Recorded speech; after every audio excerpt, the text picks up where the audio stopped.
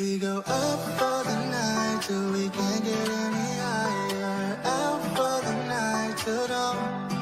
E para dar sequência aqui de uma forma muito alto nível, né?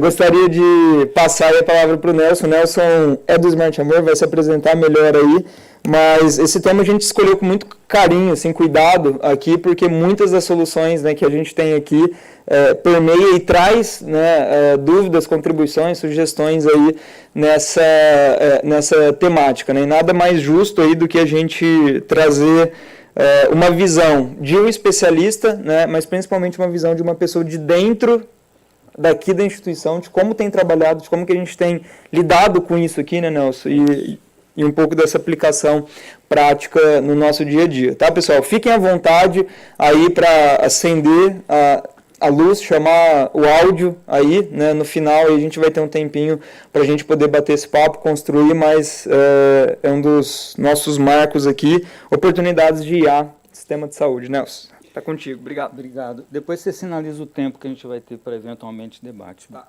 Olá, muito obrigado pela oportunidade de estar aqui com vocês, presencial, online e depois quem for assistir ali em outras ocasiões, né? A nossa tarefa aqui é fazer um discurso que possa dar informações para startups. Então, nós vamos fazer 3 coisas. Uma visão geral do sistema de saúde sob o ponto de vista de a gente fazer inovação na área. Nós vamos falar um pouco sobre inteligência artificial sem entrar em aplicações, só insights para ver o que poderia gerar ideias para vocês nessa área e terminar com uma provocação.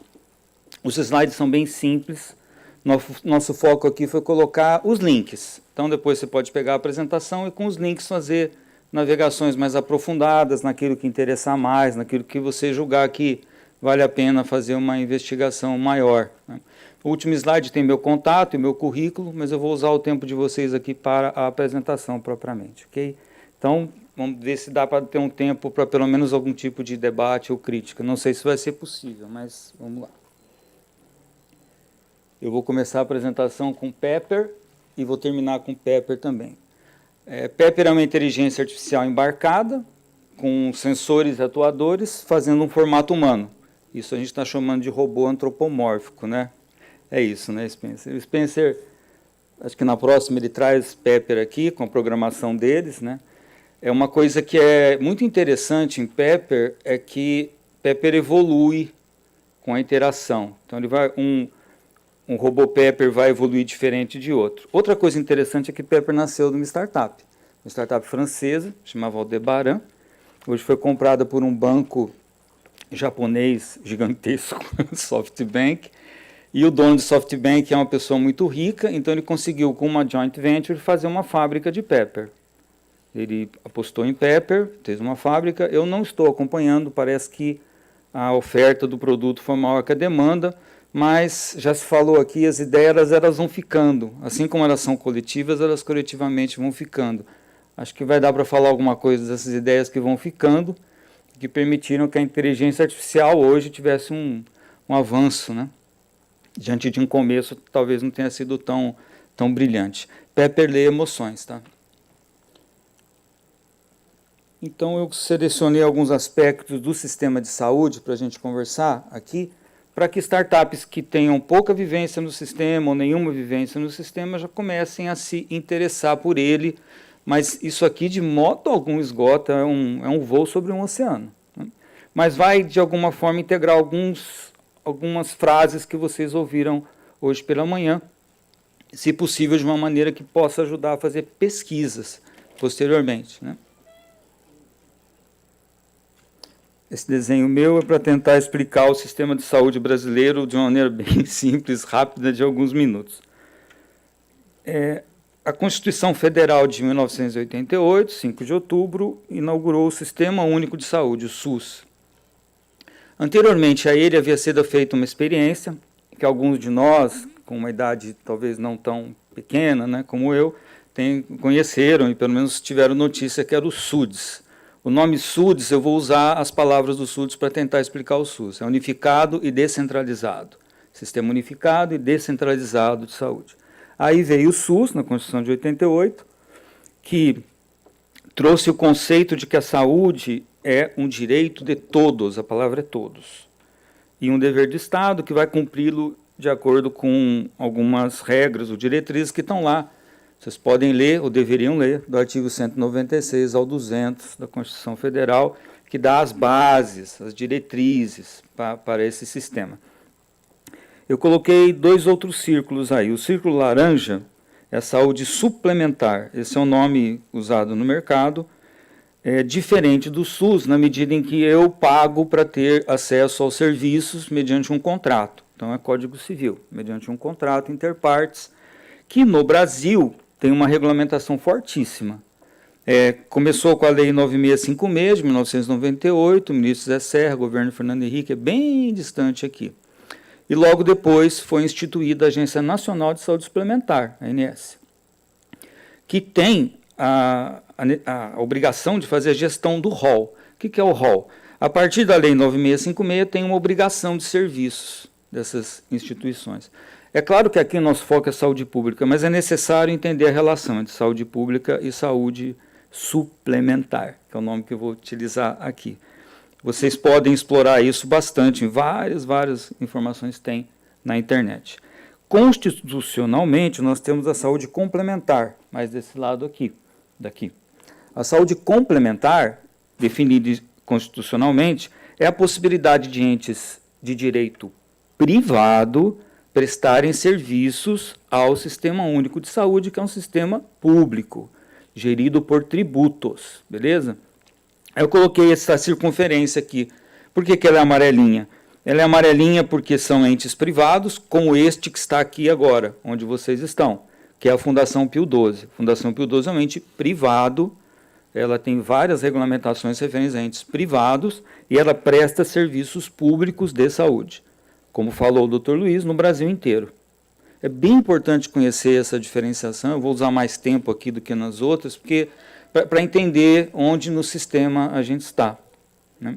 Várias ações da Fundação Pio XII não são cobertas pela lista, ou pelo rol, podemos usar o nome rol também, do que está previsto para faturamento. Faturamento é um nome que se usa nesse sistema para pedir para que pague um serviço. Tá? A gente usa o nome faturamento.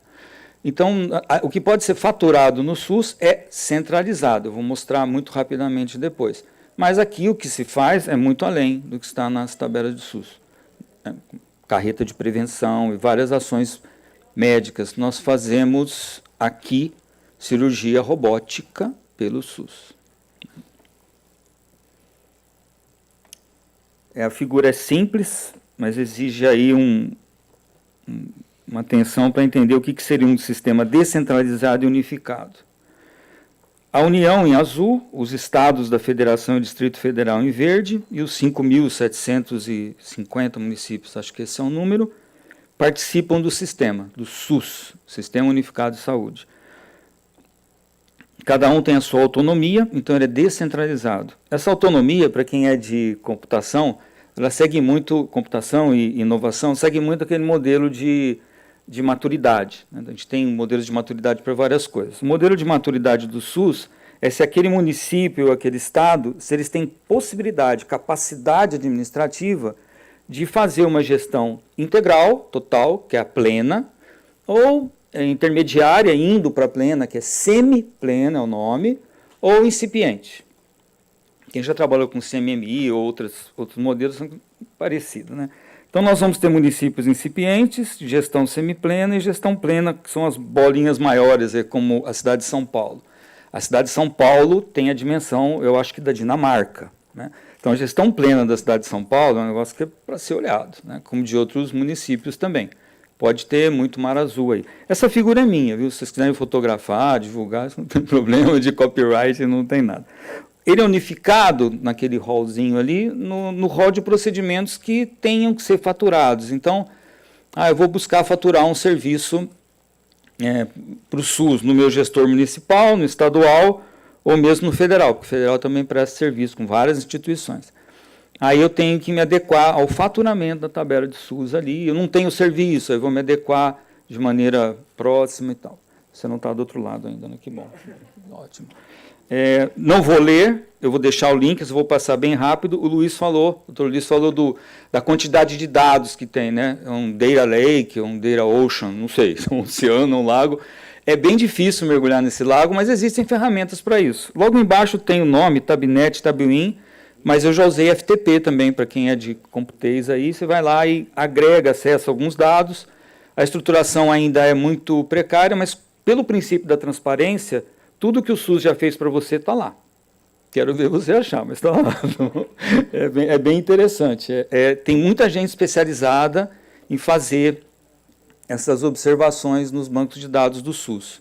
É um assunto bem sério, bem interessante. Tem muita coisa legal lá que dá para se ver. Mas existe uma perspectiva de melhora. A Rede Nacional de Dados em Saúde, também deixei essa notícia aí, que é do site do Senado. Essa iniciativa, a gente está torcendo muito para ela, porque vai trazer também dados da rede privada. Vai tentar estruturar um pouco mais esses data lakes aí, e tentar trazer dados da rede privada, que quem opera no sistema hoje sabe que a gente não consegue. A gente não consegue esses dados. Tem muito poucos dados que são regrados, que são obrigatórios, mas muito pouco, né? Para a gente poder conduzir. Essa figura também minha, até por isso que esse triângulo está meio difícil aí, é um sistema hierarquizado. O que é hierarquização? Às vezes você confunde hierarquização porque o que o ministro da Saúde manda tem que ser feito pelo Estado, o que o Estado manda tem que ser feito pelo município. A Covid mostrou que não é assim, né? O sistema é hierarquizado na atenção. Então, quando você vê uma carreta da Fundação Pio XII indo para os lugares que foi mostrado aí, que ela está prestando atenção primária na ponta. Que atenção primária? Aquela atenção que você gasta bem menos por pessoa, mas presta nenhum cuidado, verifica preventivamente ou com detecção precoce alguma coisa. E como vocês viram, a gente vai, né, chama buscativa, a gente vai até a pessoa para poder trazer essa pessoa que eventualmente não estaria indo para um exame preventivo, uma detecção precoce, e aí você evita custos que estão pressionando muito o sistema, pelos números que vocês viram, na secundária, que é a amarelinha ali, que é o hospital geral, que é a atenção para cirurgias, talvez não especializadas, e a terciária, que é esta instituição que vocês estão aqui. Quando fala de atenção oncológica na Fundação Pio XII, atenção oncológica é o que a gente faz aqui, é o câncer, né? O nosso ecossistema é muito interessante se você quiser experimentar MVPs e outros aspectos de inovação, porque aqui em Barretos a Fundação Pio XII tem atenção primária, secundária também, para medicina geral. Tem a prevenção na primária, tem também a atenção primária, com instituições que fazem esse trabalho, a secundária também, a Santa Casa daqui, nós fazemos a gestão, e a terciária, obviamente, pelo menos para oncologia e para outros serviços que na secundária vão ser feitos, a gente pode se dispor no ecossistema a fazer esse tipo de trabalho. É uma oportunidade tanto, eu aproveitaria para fazer inventos aqui, né? Nós temos uma preocupação muito grande na primária com a atenção não só, né, para aquilo que é feito num posto de saúde, mas também em casa, né? A medicina na residência, né? Médico da família, principalmente. Conversei com um médico da família hoje. A gente tem essa preocupação aqui com essa atenção. Eu vou ser um pouco mais rápido a seguir, né? O que é uma fila, todo mundo sabe, o cara está gastando nosso tempo com uma fila. O conceito nerd, né, o conceito técnico de fila, é um recurso que não está disponível para quem quer naquele momento, então forma a fila. Eu já fiz gestão de recursos que não podia dar fila, então quando atingir 80% de uso, é um número mágico que uso em telefonia, em outros lugares, deu 80% de uso do recurso compartilhado, já vai dar fila. A fila no sistema de saúde, portanto, tecnicamente falando, é porque o número de pessoas que está chegando para o recurso existente é cada vez menos, simples assim. Nós vamos ver em 2022 filas gigantescas acontecendo aí em nosso país, né, no sistema de saúde. Eu coloquei aqui prováveis tendências de curto e médio prazo, porque é uma visão que pode ser enriquecida com debates com outras pessoas, principalmente outros operadores do sistema, né. Prováveis tendências de curto e médio prazo. Aumento ou manutenção das endemias, quando a gente gostaria que elas diminuíssem, né?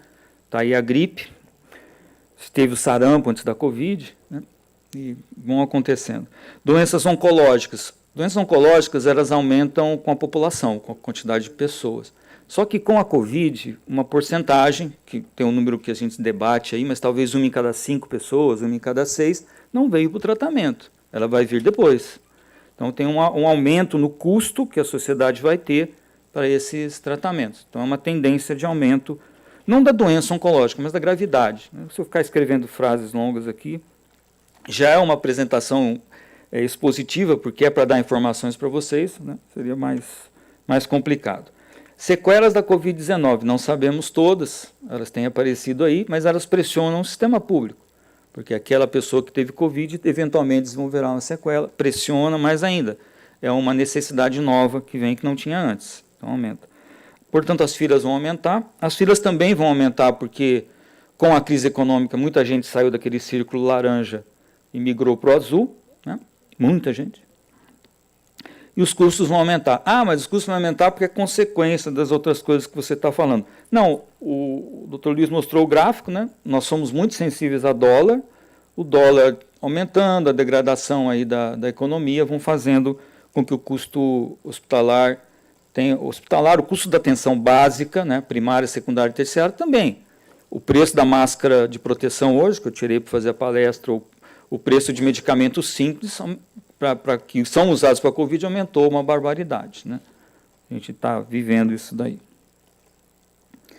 Eu vou passar rápido por essa parte, mas eu queria deixar uma recomendação, um conselho, não sei o que. A startup, né, se você vai conceber uma ideia nesse ecossistema, é importante ter profissionais que operem nesse ecossistema nas equipes, né? Profissionais de enfermagem, odonto, medicina, terapia ocupacional, psicologia. Vou fazer um produto que vai ajudar as pessoas na relação com o médico. Aí tem que ter psicólogo, talvez psiquiatra, porque tem características desse sistema que são próprias da grande interação com os seres humanos. Se der tempo eu vou falar um pouco aqui.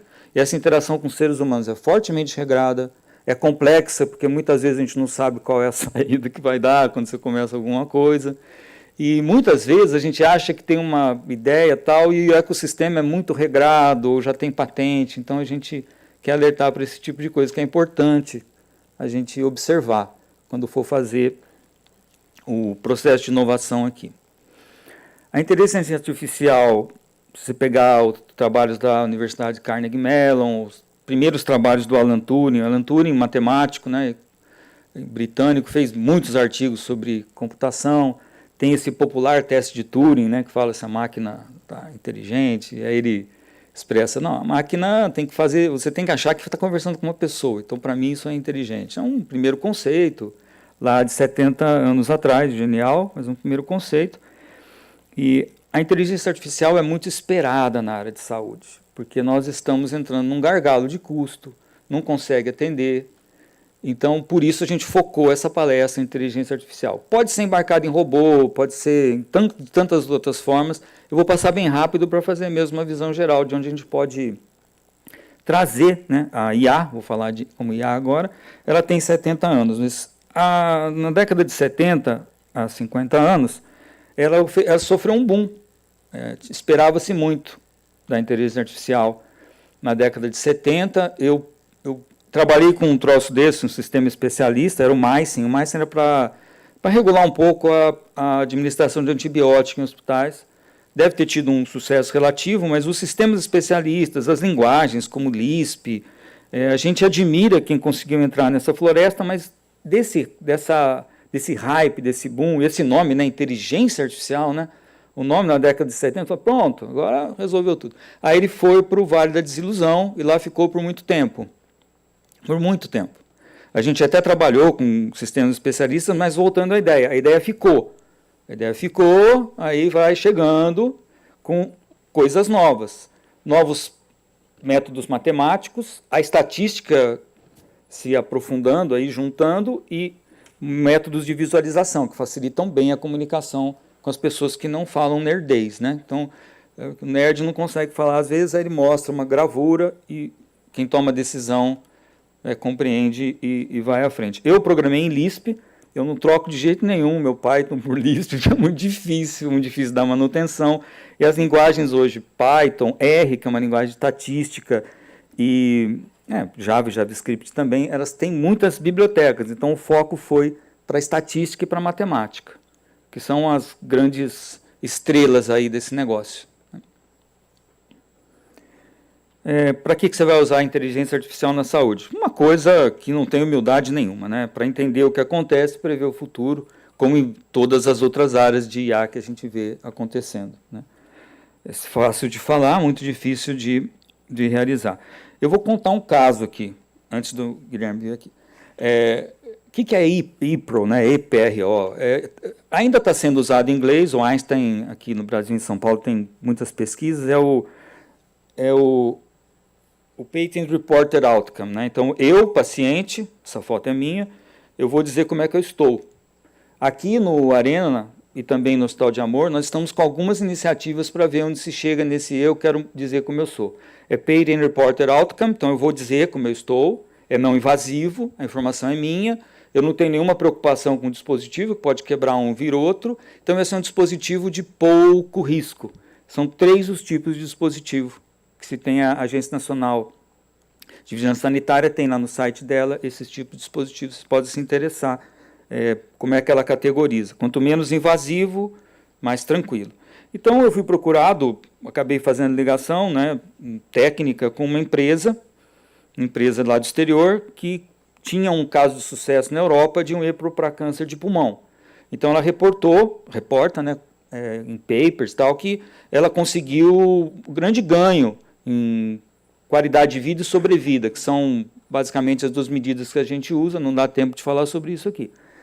E ela conseguiu um ganho tal só com o dedão aqui, EPRO. Só que atrás tem atenção primária, secundária e terciária integradas, com equipe de enfermagem, medicina, com leito disponível, com equipamento disponível para tirar a imagem se precisar, com acompanhamento, para ver se a pessoa precisa ser hospitalizada, não precisa. Então, tem todo um sistema integrado, por isso que eu fiz aquele triângulo lá para vocês. Não é isso aqui que está em jogo, o que está em jogo é toda a parte de medicina e saúde está em volta, para realmente dar o outcome lá, que quer dar. Tá bom? Isso é bem importante, assim. Dá certo? Dá, e a gente precisa desesperadamente, mas tem que ver o sistema como um todo na sua operação.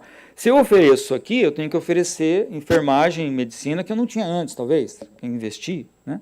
Mas o outcome é muito legal, é muito interessante. Eles não se interessaram em vir para o Brasil por causa do preço da tabela do SUS, mas fica aqui para os brasileiros pensarem no que pode ser feito. E o case study deles, o estudo de caso deles nesse país europeu, é do tamanho da região de Barretos. Aqui no Brasil a gente ganha fácil desses caras no que a gente fala no N, né? Sempre tem um monte de gente aqui e dá para a gente fazer os testes e precisamos muito, né? Muito e muito também. Isso aqui eu vou passar, mas eu fico o link do Lincoln Lab.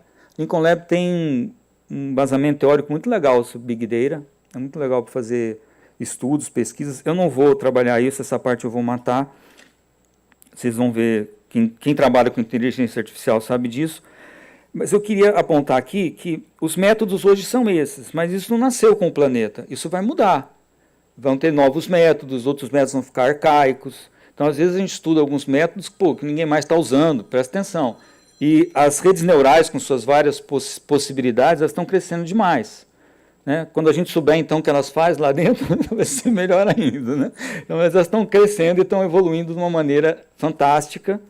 Hoje você encontra novos empregos como engenheiro de dados, tem cada nome, assim, e a pessoa que vai trabalhar com áreas específicas, por exemplo, para pegar um data lake do SUS e trazer, e mastigar, e ter informações, e com a RNDS aqui no Brasil a gente espera muito mais coisa, como a gente espera do 5G também, várias aplicações. Então aqui eu vou pular. Otimização com e sem robôs, eu uso essa figura há muitos anos como operador do sistema. Eu peço a vocês para lerem de baixo para cima. Então, qualquer atividade assistencial, primária, secundária ou terciária, ela teria o vermelho, que é a hora da verdade, mas ela precisa do azul, que são as atividades de gestão e de apoio institucional, quer seja público ou privado. Um posto de saúde precisa ter alguém que faça compra, limpeza, manutenção, portaria. Então, tem o azul. O verde é aquela atividade que é de apoio assistencial. Eu não posso correr na tentação de simplificar para o azul, porque ela tem alguma interação indireta com o paciente. Por exemplo, limpar quarto. né? Por incrível que pareça, é uma atividade crítica, é muito importante. Então, você vê como esse sistema tem lá suas características. É muito importante estar com especialistas no ramo para entender, às vezes, algumas coisas. Administração de medicamento, né? O risco de tirar um medicamento e colocar para uso quando ele está vencido, enfim, quando tem interação medicamentosa inadequada. E a atividade assistencial propriamente dita, né, que a pessoa procura e daí sai com a assistência prestada. Essas são as, vamos dizer assim, mais atraentes, mas é possível fazer otimização com e sem robôs nessas 3 áreas. A gente tem visto o crescimento de... talvez seja mar vermelho algumas coisas que eu vou falar para vocês, mas tem muita coisa mar azul ainda, muita coisa. Vou lá e faço uma varredura no faturamento, que é aquele jeito de você cobrar, né, o operador, incluindo o SUS. Aí você passa um robô lá, porque está faturando errado, poderia faturar melhor, uma boa aplicação para uma rede neural. Sim, tem, mas tem um monte já. Agora, dá para usar em outras áreas de gestão, por exemplo, internet das coisas para controlar o que a gente quiser. Por que você não faz? Porque é uma fortuna, por isso que eu não faço. Mas dá para fazer, dá para ter alguma inovação para que esse tipo de coisa aconteça, né? Uma cidade com IoT, com LoRa, né? A cidade com LoRa é um amor, hein? Barretos com LoRa é uma coisa muito interessante. LoRa é uma maneira de se comunicar, dispositivos muito baratos que podem talvez fazer a internet das coisas ser viável para algumas coisas que a gente precisaria controlar mais no hospital, ou até para posicionamento de paciente, que às vezes, posicionamento no modo de saber onde a pessoa está, né, no ambiente. Vocês vão ver que aqui é gigantesco. Às vezes você precisa localizar a pessoa, né? Esse é um problema brasileiro, tá? Não é aqui. É brasileiro. Onde está o paciente? Eu vou falar dessas 6 áreas muito rapidamente. São uma visão minha, né, de possibilidades de predição. Aí seria predição, não otimização. Otimização eu usei aquela figura, né? E predição eu vou falar de uma visão pessoal, de um operador de sistema de muitos anos, cientista de dados e tal. Sinais e sintomas da pessoa, quer seja tomados aqui, né? Aqui eu já aproveito e vejo o tempo. Tomados aqui, eu falo como eu estou, tal, ou mesmo com dispositivos que medem a pressão arterial, dispositivos que possam ser introduzidos, né, por algum motivo necessário, né, esse que a gente vê para diabetes hoje, muito comum, né. Emoções predominantes, eu comecei com a Pepper, né, com o robô. A parte de emoções é muito, muito, muito pesquisada em saúde. Mas quer ver emoções porque está com dor, quer ver emoções para ver se a pessoa está com problema psiquiátrico, né. Eu pesquisei isso para ver em cabine de piloto, né, de aeronave. Não deu certo, né, mas seria interessante para várias coisas. Mudanças ambientais, muitas estão ocorrendo, né? Mais calor, mais frio, seca, muitas mudanças que vão acontecer ainda nos ambientes, queimada, enfim. As mudanças ambientais provocam, por exemplo, muita chuva no Brasil, uma parte do esgoto brasileiro não é fechado, né? Então algumas endemias aumentam. E a IA na saúde poderia tentar prevenir, pelo menos lugares em que fosse isso mais crítico. Comportamentos novos, muitos, né? Muitos comportamentos novos. Com a Covid, muitos comportamentos novos geraram doenças psiquiátricas, né? Mas podem gerar também outros comportamentos novos para coisas boas, não sei. Nutrição, o aspecto nutricional do brasileiro está caindo bastante, né? No geral, populacionalmente, isso pode pressionar muito o sistema. Então, só por aí você já vê que tem um conjunto de desafios gigantescos, nós não podemos fazer as coisas como nós estávamos fazendo antes. Não vai dar, não vai dar. Daí vai surgir daqui a pouco um político, eu tenho 60, não sei se quando eu chegar até 80, se lá eu chegar, se eu não vou ver um político, um grupo político falando, tem que pagar o SUS tem que pagar. Vai acabar acontecendo, gente, senão o sistema desaparece. Queremos isso? Eu não. Eu não. Eu acho que ainda é genial a ideia do SUS e aquilo que ele traz para nós. Mas a gente vai precisar agir com inovação. O sistema está se tornando gargalado, né? Muita fila. Tendências genéticas. Nossa, isso aí é Elysium, cara. Isso aí só vai dar para rico. Tem um hospital grande em São Paulo que já está fazendo check-up genético, né? A gente tem que trazer isso para o SUS. A gente tem que trazer isso para o SUS. Se vai ser com equipamento menor, com celular, a gente tem que fazer inovação. A gente tem que fazer inovação para digitalizar a imagem, mais barato. A gente tem que fazer inovação para digitalizar lâmina de anátomo patológico, mais barato. Hoje é tudo uma fortuna. Então, por ser uma fortuna, já vira Elysium, já fica difícil. Já vai ser para a medicina privada. Ao passo que a pressão, você viu os números que o Dr. Luiz trouxe aí, a pressão do sistema de saúde público vai aumentar, é o teu e o meu tributo que vão para lá. Podia estar indo para outra coisa, ou podia estar indo para melhores condições, né? Isso são coisas que a nossa sociedade, a gente vai ter que enfrentar aí. O sistema está ficando ineficaz. Voltando para aquela figurinha óbvia da fila, né? Óbvia, mas que horror, né? Vamos lá. Eu faço aqui um apelo para que vocês se preocupem com pesquisar as ideias quando vocês têm, ou para pesquisar para ter ideias. Eu vou mandar 3 links aqui. Esse é o escritório norte-americano de patentes, né? Aquela testa ali, é o primeiro. Eu tenho uma patente lá, de vez em quando eu vejo se ela está lá. Você vai ver, existe uma, não vai dar tempo de falar aqui, mas tem uma maneira de pesquisar, não é tão seguro assim, que você vai ver todas as ideias que estão em curso lá. Mas você pode visitar vários escritórios de patente, né? na Coreia. Tem muita coisa que eu pensava que ia dar certo, que ia ser demais, e eu vi patentes na Coreia e vi que era mar vermelho, né? É chato, não é? E mais chato ainda quando você está num comitê para selecionar ideias, você tem que falar para a pessoa, ó, tem patente. Aí eu falei, putz, como assim? Como assim? Tem. Aí fica difícil de implementar.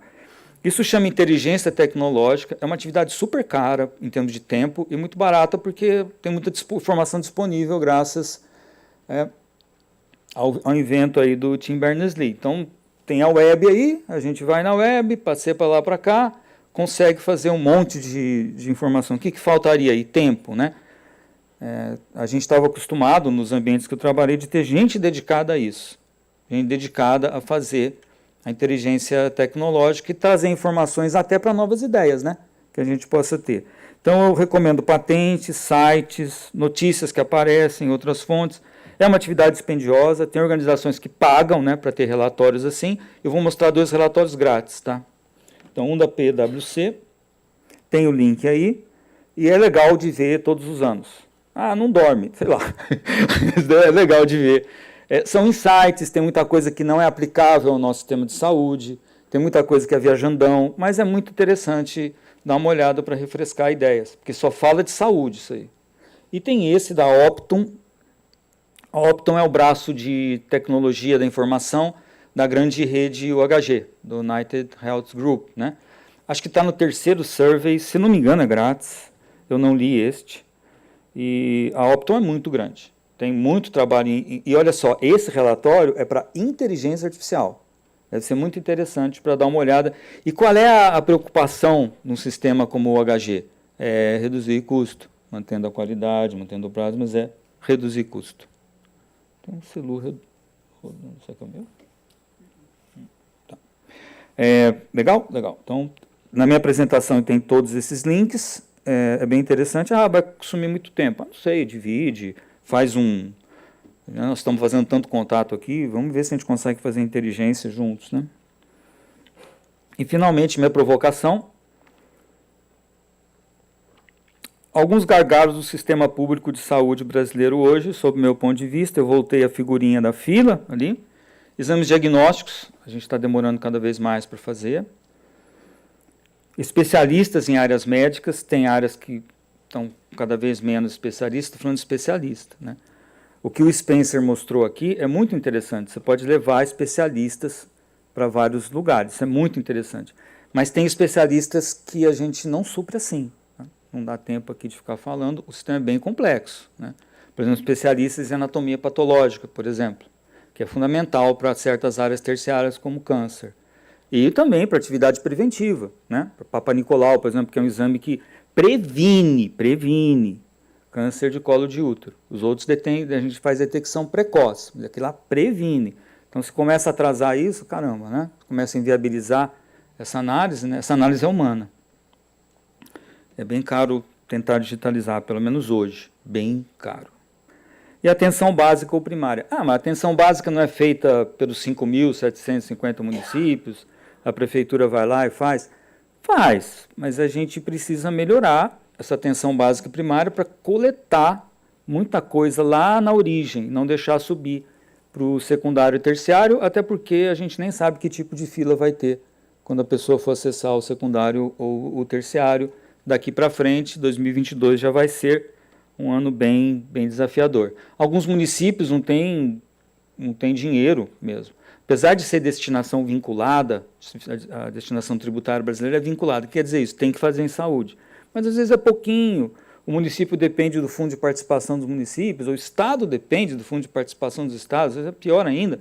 Aí vem pouco dinheiro, ele compra ambulância, contrata algum médico, vai contratar médico, vai contratar por 12 mil, 13 mil, senão não vai o médico. Então hoje tem uma condição que é muito severa para dar atenção básica em vários lugares. Isso também é só faz parte da minha provocação, depois vocês leem, por favor. A IBM, a empresa IBM, eu não estou aqui fazendo propaganda de ninguém, é porque eu tenho que falar do Watson. Por quê? Porque foi um exemplo aqui no Brasil, senão eu não estaria falando nada disso. Tá bom? Então a IBM vende a inteligência artificial dela num pacote que ela chama de Watson. Aí tem o Watson para a saúde e dentro do Watson para a saúde, o Watson para a oncologia. Dentro do Watson para a oncologia, um hospital brasileiro, Mãe de Deus, por isso eu peguei um paper de uma universidade para ser mais distante, né, do business, ele não está ganhando dinheiro escrevendo aí. O Watson para oncologia foi utilizado na radioterapia para fazer uma verificação do procedimento que o profissional médico estaria recomendando, prescrevendo, né?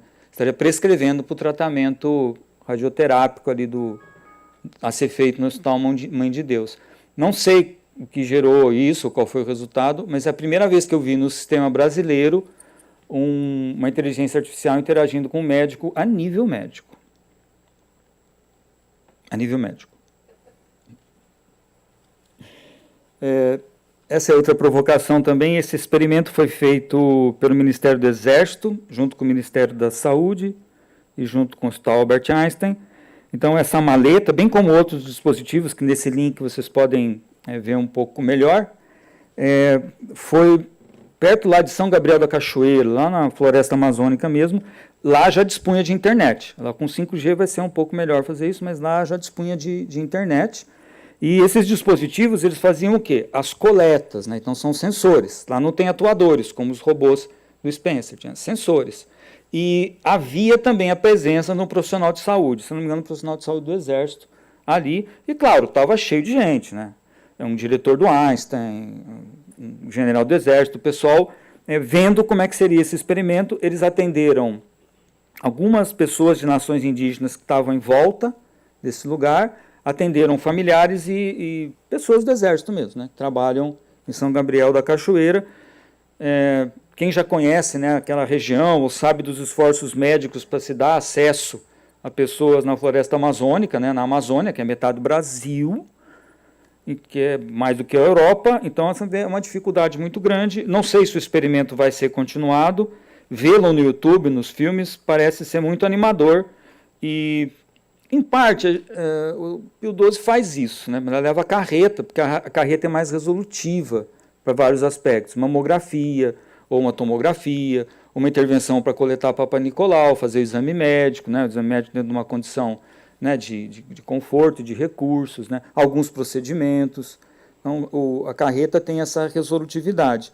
Mas a gente tem aprendido com a telesaúde aqui na Fundação Pio 12, no Hospital de Amor, uma telesaúde para SUS, muito bem sucedida, em todas as áreas de medicina e saúde que a gente opera, que a gente trabalha, inclusive odonto, para fazer orientação. A gente tem visto que dá para fazer muita coisa. Antes da Covid, se me falassem que dava para fazer, eu achava, não dá. A pessoa não pega no celular, todo mundo é muito pobre e tal. Dá sim. Eles sabem que precisa e dá sim. E esse dispositivo celular, se ele for armado com 5G, então, talvez a gente possa fazer muita coisa remotamente e começar a mudar um pouco essa história, que hoje, nas condições atuais, não é uma coisa legal que vai acontecer no futuro. Não é que nós queiramos seja assim, como o Dr. Luiz falou. A gente tem que inovar muito. Termino com o Pepper. De novo, isso aí é um jornal do Canadá, então acho que não tem problema de direito autoral, essa foto. Eu fazia muita inteligência tecnológica no Canadá, em jornais do Canadá. Observem essa imagem, por favor, atentamente. Existe um paciente de hospital, uma cama hospitalar, isso é um ambiente hospitalar. Para quem trabalha no hospital, você bate o olho e fala, essa é uma cama, é uma mesa, é um quarto hospitalar muito bem equipado para algum tipo de procedimento. O paciente está vestido lá como paciente mesmo, tem lá os acompanhantes e tal. E tem Pepper. Pepper está interagindo com o paciente. Pepper está interagindo com o paciente. Ela repetiu. Pepper está interagindo com o paciente. Então, se o paciente perguntar para Pepper, tiverem os dois sozinhos, o paciente falar assim, eu estou super mal, você acha que Pepper vai ficar quieto? Não pode, tem que agir, tem que fazer uma coisa. Quem mandou você colocar o robô lá? Aí tu vai fazer alguma coisa. E se a pessoa falar coisas mais graves, que eu vou pular aqui? Aí Pepper tem que chamar um médico, pelo menos, né, gente? Tem que chamar um médico. E existe gente pensando em prescrição, então em algum tipo de orientação a tempo e hora. Porque aqui está no ambiente hospitalar. Pode estar num asilo, foi falado hoje aqui sobre o aumento da população idosa, né? Pessoas que vão ter que ir para ambientes de asilo, eu estou para pôr minha mãe já não interage com a sociedade. Como é que vai ser o cuidado lá? Tem gente pesquisando robô que possa carregar suavemente 120 quilos, 150 quilos, levar para lá, trazer para cá. Não só robô que converse, não é que só conversa. O ser humano é feito no diálogo, na conversa. O profissional médico conversa com o paciente, prescreve. São atos de linguagem. Mas esses atos de linguagem humana, robôs estão fazendo. Robôs estão começando a fazer. E fazer bem, viu? Em muitos aspectos, fazer super bem, aliás. Então, quanto tempo vai se aguentar a pressão do robô também não interagir, né, dentro do sistema? Essa é a minha provocação. Eu não estou falando que eu queira isso, eu estou lendo o ambiente. Opa, eu acho que eu apertei um botão errado aqui. Esses são os meus contatos, agradeço demais a atenção de vocês, espero que tenha alguma utilidade para novas ideias, novos conceitos que vocês venham ter na área de saúde. Nós estamos precisando muito. Nosso ecossistema aqui, Arena, está voltado para isso, Nós queremos inovar, a gente quer brilhar nessa área, porque é necessário brilhar nessa área. Manter esse processo de fila, manter esse processo como ele está hoje, né? Como economista fala, ceteris paribus, com as condições atuais, não vai dar certo. Tá bom, gente? Muito obrigado pela atenção, obrigado pela oportunidade.